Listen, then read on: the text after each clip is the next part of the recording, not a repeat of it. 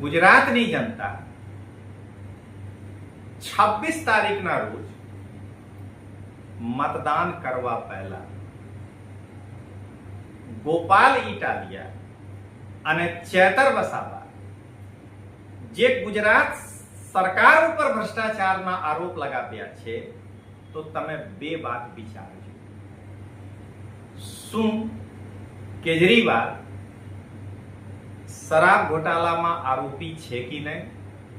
સતેન્દર જૈન હવાલા ઘોટાલામાં આરોપી છે કે નહીં? અને ગુજરાતમાં ગોપાલ ઇટાલિયા ચૂંટણી જીત્યા જ તરત ફોર્ચ્યુનર કાર ક્યાંથી ખરીદ્યા છે? અને ચેતર વસાવા 3 વર્ષમાં શું વગર ભ્રષ્ટાચાર ફોર્ચ્યુનર, થાર અને બંગલો બનાવી લીધા છે? તો એક વખત આ મગજમાં વિચારીને તમે મતદાન કરજો.